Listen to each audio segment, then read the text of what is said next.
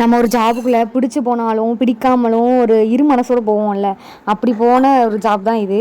So to the end வந்து நம்ம வந்து அதை ஃபீல் பண்ணி அழுவேன்னு நான் நினச்சி கூட பார்க்கல. ஸோ என்னோடய சிச்சுவேஷன் சரியில்லாத ஒரு ரீசன்னால் அந்த ஜாப் வந்து நான் அந்த ஜாபை குவிட் பண்ணியிருக்கேன்.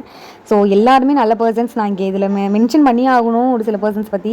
எல்லாருமே நல்ல பர்சன் தான். ஒரு சிலவங்க வந்து எனக்கு கொஞ்சம் ஒரு மனஸ்தாபம் வரும் ஒரு சிலவங்க கிட்ட மட்டும் பர்டிகுலராக. அப்புறம் வந்து மீதி எல்லாருமே நல்ல பர்சன். எங்கள் ஓனராக இருக்கட்டும், எங்கள் சார் எல்லாமே ஒரு நல்ல பர்சன். ஸோ எனக்கு ரொம்ப பிடிச்சவங்க, நல்ல ஒரு கேரக்டரில் இருக்கவங்க, நல்லா பிஹேவ் பண்ணுறவங்க, நல்ல எந்த ஒரு மிஸ்டேக் பண்ணாலும் அதை நல்ல பொறுமையாக ஹேண்டில் பண்ணுறவங்க.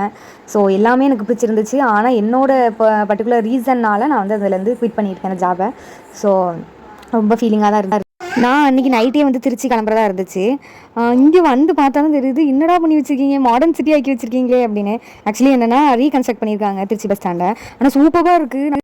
என்னமோ ஏஐயோட அப்டேட் வெர்ஷனில் திருச்சி பஸ் ஸ்டாண்டை பார்த்த மாதிரி இருக்குது. என்னென்னா அவ்வளோ நீட் அண்ட் க்ளீனாக மெயின்டைன் பண்ணுறாங்க. முன்னாடிலாம் இப்படிலாம் இருக்கவே இருக்காதா. ஸோ அப்படி இருந்துச்சு. உங்களுக்கும் கிளிப்பிங்ஸாக காட்டியிருக்கேன்.